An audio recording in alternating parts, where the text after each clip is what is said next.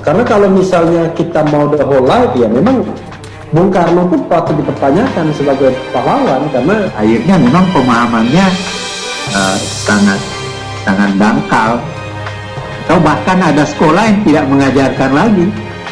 Coba aja lihat apa benar sekolah-sekolah asing itu mengajarkan Pancasila. Pasti maksudnya Pancasila diperas-peras, ya kan? 5 diperas 3 diperas 1. Tapi itu buat ya kan, ketuhanan udah kagak ada lagi. Jadi sebenarnya disinilah Bung Karno itu orang yang pelin-pelan.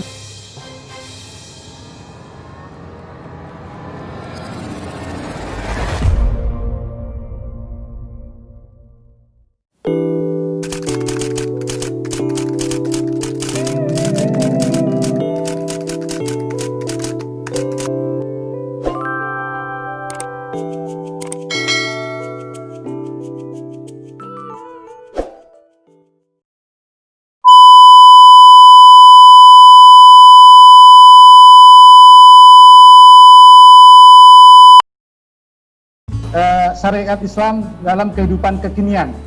Mungkin juga nanti akan menambahkan Bapak Ahar Gonggong dan Babe lagi, tapi saya kasih kesempatan berikutnya adalah kepada Mas Refli Harun untuk lebih mendetailkan kembali apa yang menjadi pertanyaan dari para penanya tadi. Saya persilakan Mas Refli.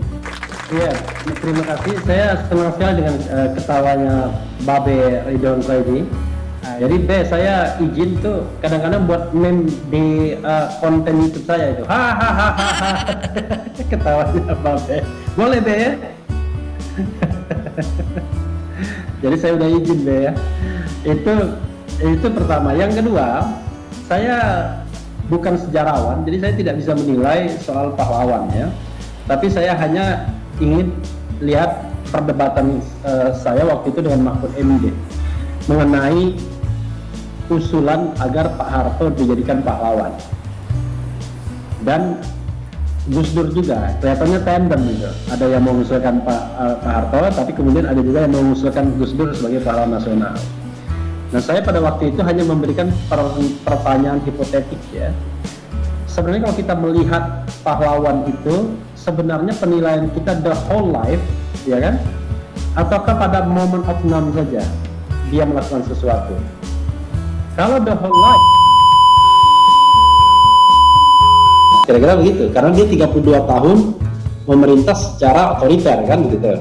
Tapi kalau moment of none, misalnya ada serangan umum 1 Maret, kemudian G30 PKI, ya mungkin disitulah jasa dia. Makanya sebenarnya pertanyaan itu yang harusnya dijawab oleh mereka-mereka yang menjadi panitia untuk menentukan seseorang itu menjadi pahlawan nasional atau tidak. Karena kalau misalnya kita mau the whole life, ya memang Bung Karno pun patut dipertanyakan sebagai pahlawan, karena pada tahun 5966 dia memerintah secara otoriter juga. Itu Bapak bilang menangkap orang dan lain sebagainya juga, lalu memperkenalkan ajaran Nasakot. Tapi tidak bisa juga orang bilang bahwa dia tidak berjasa. Jasa Bung Karno besar sekali ketika kemerdekaan ya, termasuk sebagai proklamator. Makanya Bung Karno itu kalau tidak salah, correct me, itu baru menjadi pahlawan nasional itu kira-kira ya 10 tahun terakhir ini saja. Sebelumnya cuma pahlawan proklamasi, tapi kemudian diresmikan sebagai pahlawan nasional kira-kira ya 5-10 tahun terakhir. Saya lupa ingat, tapi yang jelas baru-baru saja diresmikan sebagai pahlawan nasional. Karena itulah menurut saya memang kita harus memiliki kriteria, tapi kriteria selama ini sangat tergantung kekuasaan. Siapa yang berkuasa, maka dialah yang bisa menentukan seseorang itu menjadi pahlawan nasional atau tidak. Walaupun memang ada panitianya yang berjenjang, kemudian sampai mensos, kemudian mungkin melalui keputusan presiden dan lain sebagainya. Tetapi kan jelas tetap saja ada unsur-unsur kekuasaan di situ. Nah, saya membayangkan ya, saya tidak tahu sih mekanisme anggotanya siapa saja. Harusnya ada dewan sejarah misalnya ya. Jadi dewan sejarah yang bisa menilai seseorang itu pantas dijadikan pahlawan nasional atau tidak. Nah, dewan itulah yang kemudian harus misalnya berisi 40-50 orang, dan dialah yang kemudian akan menentukan kalau ada usulan pahlawan nasional, mereka melakukan penelitian, setelah itu bersidang dan lain sebagainya, dan misalnya putusannya harus dengan suara 2/3, jadi tidak hanya simple majority ya, tapi 2/3 misalnya. Nah seperti itu, mungkin jauh lebih objektif. Tapi kalau sekarang orang akan ribut terus, siapa yang pantas, siapa yang enggak. Ketika ayahanda ini, mohon maaf ya, almarhum Taufik Kimas kalau tidak salah, dijadikan pahlawan nasional, ya orang ribut. Karena apakah kalau kita lihat orang yang berjasa di Republik ini kan banyak sekali, dari Sabang sampai Merauke, dan mereka sedang menunggu untuk dijadikan pahlawan nasional semua. Padahal kita tahu misalnya pahlawan-pahlawan nasional tersebut perannya dalam sejarah kadang-kadang soal dituliskan atau tidak. Banyak orang-orang yang berjasa tapi karena tidak pernah dituliskan, ya tidak pernah ada sejarahnya, sehingga dia kemudian tidak bisa terekspos. Tapi kalau ada sejarawan yang mengambil disertasi yang menulis orang tersebut bisa terangkat ke permukaan. Jadi usul saya yang konkret, mungkin Pak Anhar Wonggo bisa ngomong dengan Menteri Sosial, atau mungkin bahkan dengan siapa wakil presiden mungkin ya, dibentuklah semacam dewan sejarah itu misalnya, tapi bukan dewan perwakilan, tapi ini panitia ad hoc sifatnya ya, yang akan meneliti usulan pahlawan nasional itu misalnya, yang anggotanya 40-50 orang terdiri dari sejarawan yang ada, sehingga dia secara objektif akan bisa membuat orang itu pantas menjadi pahlawan atau tidak. Dan juga ada kriterianya ya tadi the whole life atau moment of none saja. Kalau the whole life barangkali susah sekali. Dalam sejarah saya mengatakan orang yang tidak cacat mungkin ya, nanti correct me if I'm wrong, yang tidak cacat itu ya Bung Hatta menurut saya. Saya tidak pernah melihat bahwa Bung Hatta cacat dalam sejarah. Nah, mungkin Pak Anhar punya versi lain, tapi Bung Karno ya pernah memerintah secara otoriter. Sultan Hamid tadi juga disebutkan ada juga catatannya. Pak Harto banyak. Gus Dur terlepas dari pro dan kontranya pernah di-impeach dengan tuduhan Brunei Gate dan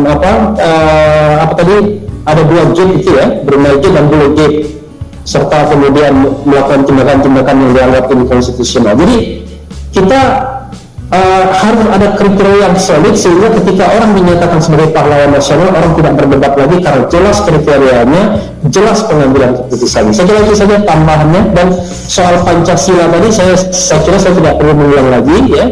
Walaupun dipaksa berkali-kali, saya akan mengatakan Pancasila itu 18 Agustus. 1 Juni itu ada ide tentang Pancasila yang dipidatokan oleh Bung Karno. 22 Juni itu malah lebih dokumen yang jauh lebih solid. Lahirnya Pancasila yang lebih solid itu 22 Juni, tapi secara resmi betul tanggal 18 Juni. Saya kira itu saja. Terima kasih.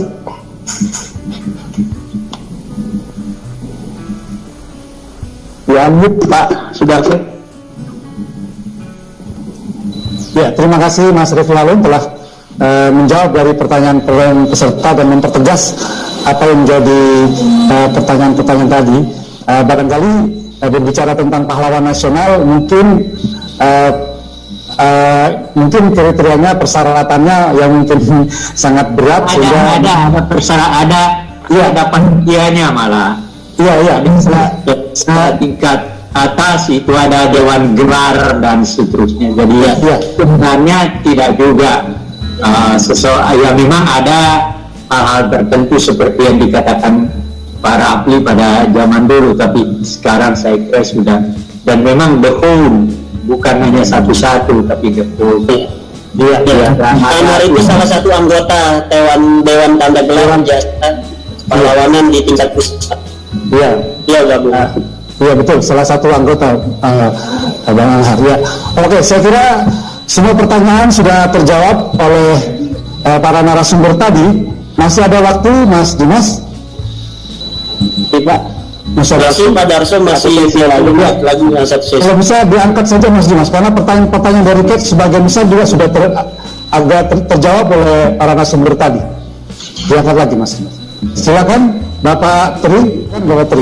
Assalamualaikum warahmatullahi wabarakatuh. Waalaikumsalam warahmatullahi wabarakatuh. Ya, kalau dari masalah sejarah, kalau saya lihat dari Pak Pak Anwar Gonggong itu mengatakan sudah komplit, semuanya sudah komplit. Semua sudah komplit, Pancasila sudah ada semua, sudah termaktub dalam Negara Kesatuan Republik Indonesia, dan kita siap untuk menjalankan itu semua. Permasalahannya adalah saya kan sebagai guru di Surabaya. Permasalahannya adalah sadar tidak sadar. Kalau kita menanamkan Pancasila saat ini, sadar atau nggak sadar, sebenarnya kita sudah kehilangan. Kalau kita meniru dalam tingkat mahasiswa, pemimpin jauh, kita mungkin dulu maju persatu namanya Pancasila, ke kelas itu Pancasila 1, 2, 3 dan seterusnya.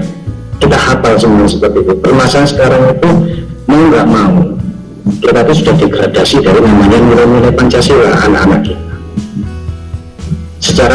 Secara sistematis saya mengatakan bahwa Pancasila itu sudah mulai dihilangkan dengan menggunakan HP dan sebagainya, kemudian materi-materi dan sebagainya itu juga sudah mulai dihilangkan. Kalau kita lihat seperti glasnost dan perestroika dulu itu, bagaimana komunis itu hancur dan seperti itu. Nah, permasalahannya adalah kita berani enggak gitu loh permasalahan. Kalau kita masalah Pancasila sudah ada, permasalahannya adalah berani enggak kita mengembalikan posisi Pancasila seperti yang sudah dulu kita laksanakan, ya, secara konsisten, secara teori dan sebagainya. Permasalahan ini sudah sistematis, Pancasila sudah mulai degradasi, banyak anak didik kita hilang satu persatu. Oke, sudah ditangkap itu aja. Ya, terima kasih Mas Tri. Sudah ditangkap oleh narasumber pertanyaannya. Ya, berikutnya Mas. Kepada semua narasumber ya. Ya, pada semua narasumber. Oke, Mas Tri. Oke, yang berikutnya Mas Dimas. Kan Pak Arjuni dari Papua. Ya baik. Assalamualaikum warahmatullahi wabarakatuh. Waalaikumsalam. Mungkin singkat saja pertanyaan ini saya tujukan kepada 3 narasumber, Pak Anhar, kemudian Pak Ade dan Prof. Rafli.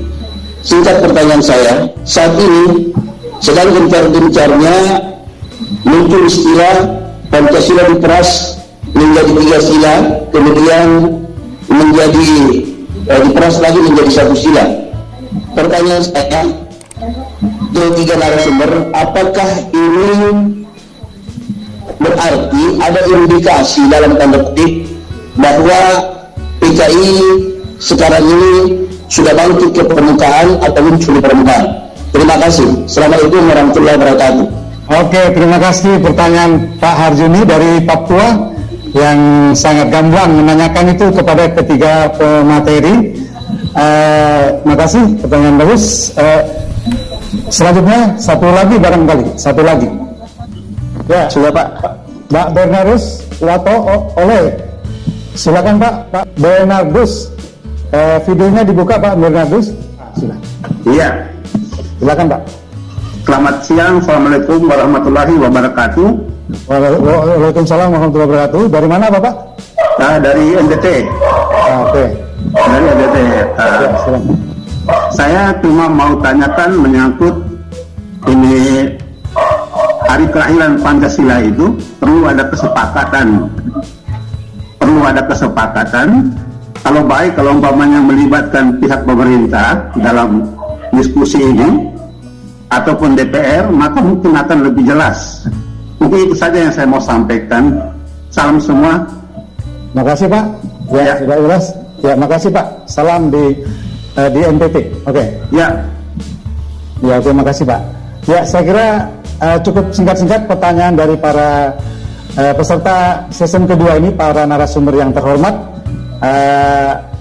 Mungkin saya berikan kesempatan yang pertama kembali kepada Bapak Ahar Gonggong. Saya persilakan Pak.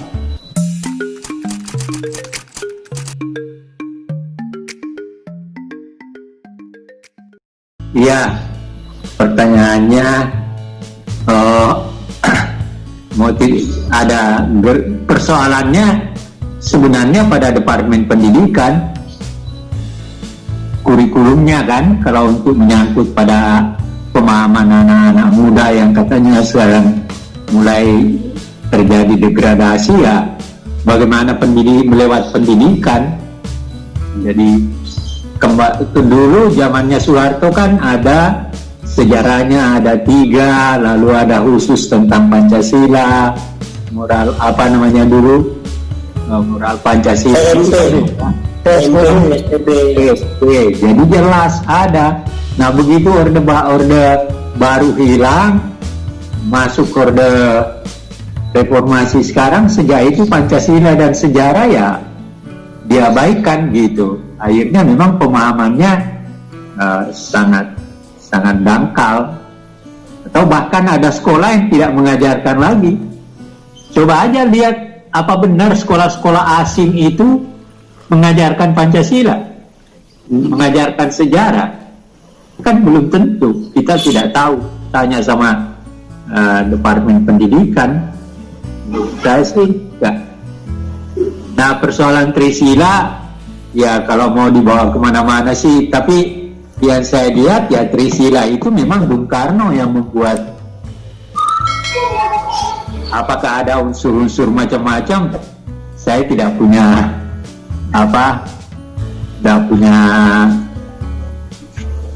hak untuk mengatakan itu, karena saya kan bukan intelligence. Jadi bahwa memang Pancasila oleh Bung Karno pada awalnya boleh diperas menurut, kalau tidak senang pada istilah 5 itu.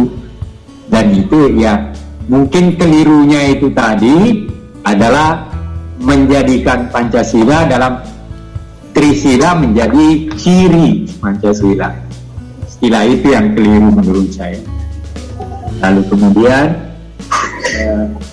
kelahiran Pancasila ya Pak Refli Harun udah jelas sekali kok. Proses ini kan melalui proses. Jadi ya sebagai dasar negara ya sejak ya tahun 45 Juni itu kan belum ada negara. Baru ada negara pada tanggal 17 Agustus pun belum ada negara. 17 Agustus ya adalah proklamasi kemerdekaan bangsa. Jadi baru proklamasi bangsa yang merdeka. Nah besoknya baru ada negara. Itu loh. Jadi lebih dulu kemerdekaan menjadi bangsa merdeka. Bangsa merdeka ini pada esok hari mendirikan negara. Itu loh prosesnya. Lalu kemudian dengan mendirikan negara, di mana di PPKI dengan membentuk pembukaan undang-undang dasarnya, dan disitulah disahkan pembukaan undang dasar di mana sila-sila Pancasila ada di dalamnya tanpa ada istilah Pancasila. Kan gitu faktanya. Anda cari istilah Pancasila dalam pembukaan undang-undang dasar sampai sekarang sampai mati nggak akan dapat. Yang ada adalah sila-silanya. Tapi ada keputusan MPR yang mengatakan bahwa yang dimaksud dengan Pancasila adalah apa yang terdapat di dalam pembukaan undang-undang dasar alinea 4. Itu jelas. Ya. Seperti itu. Terima kasih. Terima kasih Pak Prof. Anhar Gonggon. Berikut saya kira sudah jelas dari penanya. Selanjutnya Pak Babe, saya persilakan Babe untuk sesi kedua. Halo, dengerin. Halo. Silakan, ya, Jelas ya? Ya jelas. Hari lahir Pancasila. Tolong jangan diambil tanggal 22 Juni karena itu udah jadi hari piagam Jakarta di Jakarta, bukan Jakarta. Kalau di laporan Jakarta, kota Jakarta abad 12 sudah kota kok, baca aja laporan Tiongkok. Abad 12 udah kan yang mereka bikin 1527. Maka saya mengatakan lebih baik 22 Juni yang dianggap hari lahir Jakarta itu menjadi hari piagam Jakarta. Kalau Indonesia belum terima di Jakarta aja nggak apa-apa. Karena saya interview ketua DPRD DKI tahun 56 ketika konsep HUT Jakarta dibicarakan, Sudiro yang dari PNI, yang sekarang PNI itu unsurnya masuk ke dalam PDIP, itu Sudiro mengatakan kepada Abdullah Salim, ketua DPRD DKI Masyumi, karena masih mayoritas kami menang di sini, ini hari piagam Jakarta. Pak Salim bilang begitu, dan saya Pak Ridwan, saya setuju karena itu hari piagam Jakarta. Jadi sebenarnya hari ulang tahun Jakarta itu tidak ada. Jadi biar aja DKI merayakan dalam makna hari piagam Jakarta. Begitu. Kalau nasional mengambil alih silakan, tapi kami dulu rayakan ini udah bertahun-tahun itu dirayakan dari tahun 58. Karena nggak ada tuh cerita Pangeran Jayakarta lah, Patihila tuh nggak ada. Ini orang dari mana kagak jelas. Oke. Jadi saya usul pada hadirin itu Refli Harun punya gagasan 18, salah satu alternatif, 1 Juni juga salah satu alternatif gitu ya. Jadi 22 Juni biar dipakai sebagai hari piagam Jakarta spesial kota Jakarta, karena saya katakan sejarah kota Jakarta tidak seperti yang diterangkan oleh Sukamto, yaitu akhir hukum adat itu. Kemudian mengenai apa sih maksudnya Pancasila diperas-peras, ya kan? 5 diperas 3, 3 diperas 1, 1 itu buat Yom, ya kan? Ketuhanan udah tidak ada lagi. Jadi sebenarnya disinilah Bung Karno itu orang yang pelin-pelan, pelintut. Jadi kalau diikuti semua omongannya itu nggak buntut, mengsong, itu belok-belok. Dia bicara tentang walaupun dedaunan Tuhun itu harus bertuhan. Nah, di dalam Pancasila inilah yang dimanfaatkan oleh kelompok hipip. Kalau hipip langsung dibilang, wah ini asik nih kita mainin, begitu arti pemerasan. Nah, lantas apa maksudnya? Ada yang tanya dia pas Pancasila apa maksudnya? Ya maksudnya itu politik. Ini bukan pemikiran ilmiah kok. Ini politik. Apa maksud dia politik? Untuk menyebutkan golongan Islam.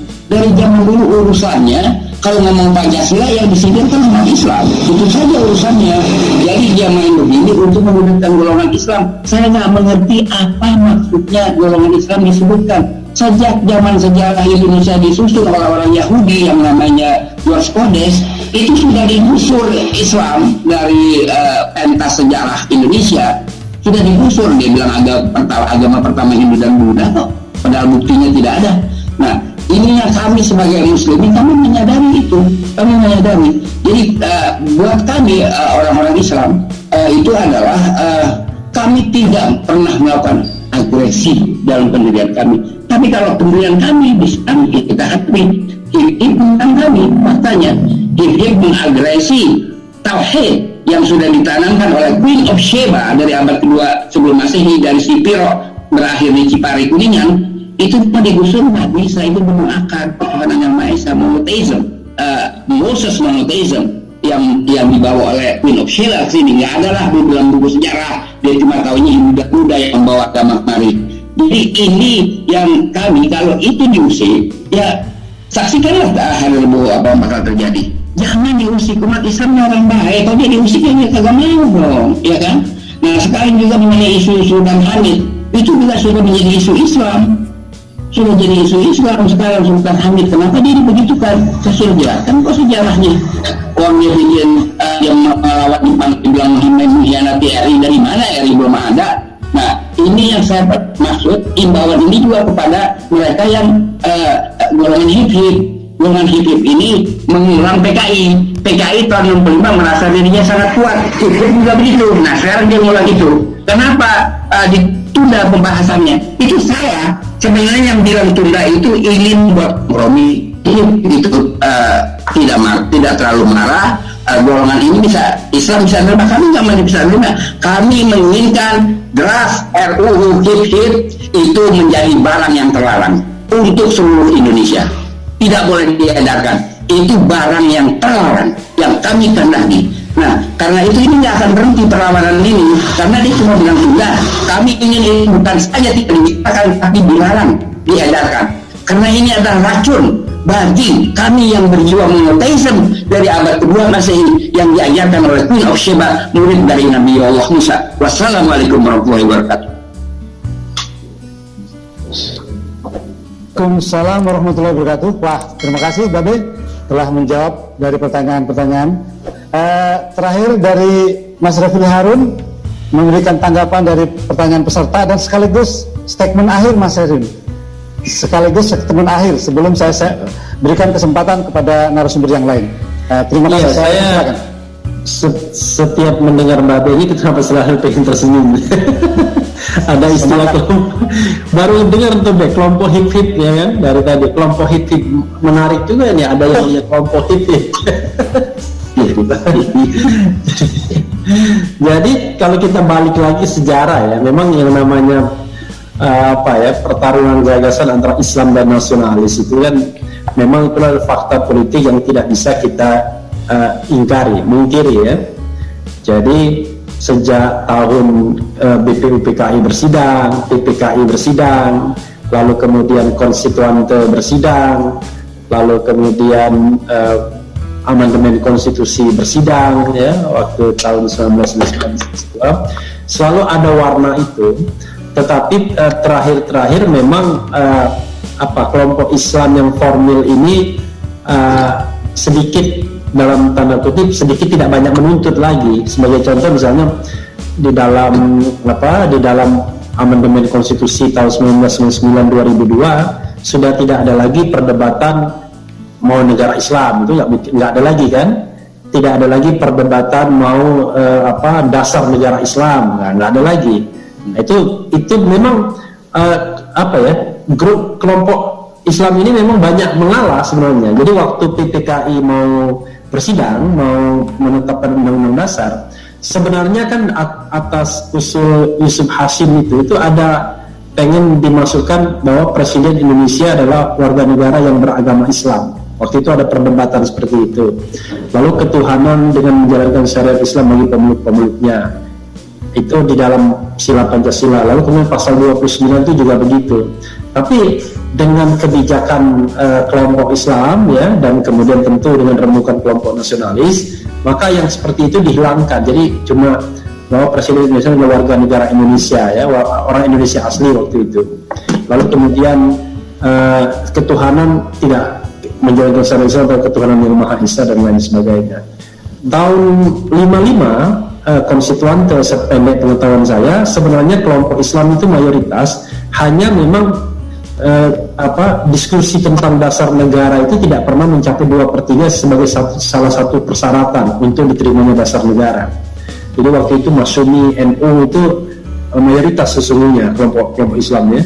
Tetapi karena tidak sampai 2/3, maka akhirnya kan Bung Karno mengeluarkan dekret, walaupun ada latar belakang lainnya. Kalau kita baca-baca buku lainnya, latar belakangnya karena Bung Karno bosan sebagai rubber stamp, kemudian ada juga Angkatan Darat yang kemudian ikut mensponsori, karena Angkatan Darat melihat peluang bahwa di Undang-Undang Dasar 45 yang versi tahun 45 itulah mereka bisa ikut dalam pemerintahan dan lain sebagainya, sehingga keluar dekret itu. Tapi kan untuk tanda kutip merayu umat Islam, dikatakan dalam konsentrasinya bahwa yang namanya Piagam Jakarta itu bagian yang tidak terlepaskan. Nah, kira-kira begitu. Artinya kalau kita bicara bukan politik formilnya ya, tapi politik materialnya, maka kan kita tidak mungkin melepaskan diri sebagai negara yang religius ya, bahwa Islam, umat Islam, masa Islam itu adalah part of NKRI. Makanya kalau ada statement yang mengatakan kalau umat Islam itu ribut misalnya, ya NKRI nggak mungkin tumbuh gitu. Sehingga kalau ada yang mengatakan bahwa umat Islam tidak setia pada NKRI, justru berbalik dengan sejarah yang muncul, karena kelompok ini banyak mengalahnya sesungguhnya walaupun dia mayoritas. Nah, terakhir politik formil itu makin tidak terlalu, dalam tanda kutip, tidak terlalu digubris lagi. Terbukti pada pemilu terakhir sejak pemilu reformasi, partai-partai yang berbasis yang memang berbasis Islam atau masa Islam itu ya cuma nomor 5 saja yang terbesar. Jadi nomor 1-nya itu PDIP, nomor 2-nya Gerindra, nomor 3-nya kemudian Golkar, kan dari sisi suara ya, nomor 4 kemudian Nasdem, nomor 5 baru PKB, nomor 6 Demokrat, nomor 7 baru PKS, nomor 8 baru PAN, 9 P3. Artinya orang masa Islam sendiri berpencar di banyak partai politik. Tetapi ketika kelompok hip ini yang kata Babe, kelompok HIP ini kemudian mau membuka lagi luka lama itu ya dengan memperkenalkan pidato Bung Karno 1 Juni dan kemudian ingin diadopsi ke undang-undang HIP ini setelah berhasil menetapkan 1 Juni sebagai hari lahirnya Pancasila, kira-kira begitu. Maka ya umat Islam ini jadi terusik kembali, dan menurut saya ini menjadi perdebatan yang tidak produktif. Jadi saran saya memang ini dicabut saja, kita tidak usah membuat hal-hal yang tidak produktif bagi bangsa negara, apalagi dari sisi paradigma ketatanegaraannya menurut saya keliru. Terlebih sebenarnya undang-undang HIP ini jadi si kebabe ya, ini sebenarnya kan ingin lebih memperkuat BPIP, memberikan landasan yang lebih kuat bagi BPIP-nya di Dewan ya. Nah, Dewan bukan lagi badan, tapi Dewan Pembina Ideologi Pancasila, yang saya sendiri juga nggak setuju. Karena kalau Pancasila ini sudah diklaim oleh Dewan, oleh badan dan lain sebagainya, dan badan itu terdiri dari orang-orang politik juga ya kan, kita tahu kan di BPIP juga orang politik juga, maka yang terjadi adalah Pancasila itu akan diklaim sepihak oleh kekuatan politik tertentu. Jadi tidak lagi milik bersama, falsafah hidup kita bersama, tapi seperti alat politik untuk memukul, alat politik untuk menggebuk, alat politik untuk memisah-misahkan warga negara sebagai yang pro dan kontra, yang cebong, yang kampret, yang pro NKRI, pro Hilafah dan lain sebagainya. Justru ini kemudian Pancasila dijadikan alat untuk perjuangan politik atau memenangkan pertarungan politik 2019, 2024, tapi bukan lagi sarana untuk hidup bersama kita dalam wadah negara kesatuan Republik Indonesia. Saya kira itu tambahan saya. Terima kasih. Assalamualaikum warahmatullahi wabarakatuh. Terima kasih. Kata kuncinya, jadikan Pancasila sebagai falsafah negara untuk kemaslahatan rakyat seluruh Indonesia. Begitu Pak Arin ya? Bukan falsafah negara, falsafah hidup berbangsa dan bernegara. Ya, falsafah hidup berbangsa dan bernegara bagi masyarakat Indonesia, bagi kemakmuran masyarakat Indonesia. Iya, terima kasih Pak Refli Harun atas paparannya dan statementnya. Ada tanggapan akhir dari Presiden Aksi kita. Saya persilakan Pak untuk memberikan tanggapan akhir karena waktu sudah masuk. Terima kasih Pak Darso dan para narasumber. Saya akan coba tutup dengan beberapa epilog. Yang pertama, mencermati aspirasi yang berkembang di masyarakat dan juga menyimak diskusi pada kali ini, kami dari Asosiasi Guru Sejarah Indonesia dengan tegas menolak draft rancangan undang-undang haluan ideologi Pancasila. Selain karena itu ahistoris, kami menganggap draft undang-undang itu justru hanya akan melemahkan Pancasila dan mengusik stabilitas di dalam masyarakat. Ada beberapa poin penalaran yang kami bangun. Yang pertama, situasinya sungguh tidak tepat di tengah COVID. Dewan justru malah membahas rancangan undang-undang yang sangat tidak esensial. Yang kedua, dalam draft rancangan undang-undang itu tidak memuat yang namanya TAP MPR nomor 25 yang memuat mengenai pelarangan ideologi komunis, ajaran Marx dan Leninisme. Kemudian kami juga tidak sepaham dengan adanya ciri Pancasila diperas menjadi Trisila maupun Ekasila. Sesungguhnya itu memang ada di sejarah, namun proses itu berjalan terus, tidak menjadi satu keputusan yang final. Dan yang terakhir, justru dengan menempatkan Pancasila dalam satu produk undang-undang, itu justru hanya akan melemahkan posisi Pancasila itu sendiri. Sebab Pancasila merupakan sumber dari segala hukum. Dia merupakan philosophical ground lah, pandangan hidup dalam menjalani kehidupan berbangsa dan bernegara. Sehingga kami dengan tegas menolak. Itu poin pertama kami dari Asosiasi Guru Sejarah Indonesia. Yang kedua, dalam pandangan kami, Pancasila itu sesungguhnya dibangun dari kebudayaan asli yang ada di Indonesia, dan juga diperkuat oleh kristalisasi dari nilai-nilai agama. Sehingga Pancasila tidak berbenturan dengan kebudayaan, tidak berbenturan dengan agama. Justru budaya dan agama berkontribusi terhadap pembentukan Pancasila itu sendiri. Poin yang ketiga, sejarah harus menjadi referensi yang menentukan arah bangsa ini di masa sekarang dan juga di masa yang akan datang. Guru sejarah dan sejarawan adalah alat transformasi utama untuk mencapai itu. Poin yang keempat, guru sejarah perlu menyampaikan narasi masa lalu secara utuh, proporsional, objektif, dan bijaksana. Saya mencoba menengahi perdebatan kita pada kali ini. Memang pada hakikatnya terjadi pandangan satu kelompok penguasa ingin Pancasila dibangun pada 1 Juni. Kemudian kelompok Islam sebagian ingin Pancasila dibangun pada 22 Juni. Kemudian kelompok hukum ingin Pancasila dibangun pada 18 Agustus. Semuanya benar sebetulnya. Namun bagaimana seorang guru sejarah, seorang sejarawan menyampaikan itu dalam satu ulasan yang utuh, bahwasanya antara 29 Mei, 30 Mei, 1 Juni, 22 Juni sampai 18 Agustus adalah sebuah kesinambungan. Kalau itu dipotong, maka itulah terjadi ahistoris di situ. Itulah yang terjadi missing link, yang efeknya nanti penafsiran kita menjadi tidak utuh yang Pak Anhar sampaikan tadi. Karena itu, mari kita para guru sejarah terutama, kita jangan bangun Pancasila dengan doktrin, tapi sentuhlah pikiran, sentuhlah hati dengan harmonisasi antara Pancasila sebagai konsepsi dan juga Pancasila sebagai praksis. Mari kita mulai dengan membangun keteladanan, dimulai dari ruang-ruang kelas. Pada titik itu mungkin Pancasila bisa menjadi alat pemersatu yang itu bisa merangkul kita semua. Itu epilog dari saya dan sekaligus konklusi. Terima kasih atas kehadiran para narasumber, Pak Anhar, Babe, Pak Refli Harun. Semoga selalu sehat dan pikirannya bisa terus menjadi rujukan untuk kita menentukan arah bangsa ini di masa sekarang dan masa yang akan datang. Terima kasih. Wassalamualaikum warahmatullahi wabarakatuh.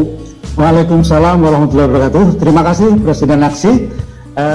Terima kasih kepada para narasumber, Pak Anhar, Pak Mas Refli Harun. Terima kasih Pak Babe Ridwan Saidi. Saya selaku moderator tadi sudah memberikan statement akhir dari Presiden Aksi, sekaligus sebagai kesimpulan apa yang dipaparkan dalam diskusi kali ini, karena saya sendiri juga termasuk pengurus aksi pusat dalam hal ini, kebetulan sekarang diminta untuk jadi moderator. Maka dari itu mudah-mudahan diskusi kali ini akan senantiasa membawa manfaat bagi kita semua, khususnya bagi generasi muda yang harus senantiasa memahami betul makna historis dari Pancasila itu sendiri, sehingga kita ke depan menjadi manusia-manusia Pancasilais, sehingga kelak para generasi muda yang diberi kesempatan untuk memimpin bangsa ini harus pemimpin-pemimpin yang senantiasa mengamalkan Pancasila sebenar-benarnya. Saya kira itu, lebih kurangnya mohon dimaafkan selaku moderator. Mudah-mudahan pada diskusi kali ini bangsa kita ini pada kali ini masih dilanda wabah. Mudah-mudahan wabah COVID-19 ini terhindar dari bumi Indonesia. Cepat kita hidup normal kembali, sehingga kita beraktivitas, berdiskusi secara langsung kembali dengan manis dan dengan enaknya. Terima kasih ke semuanya pada narasumber. Untuk itu, sekian. Bila taufiq wal hidayah. Wassalamualaikum.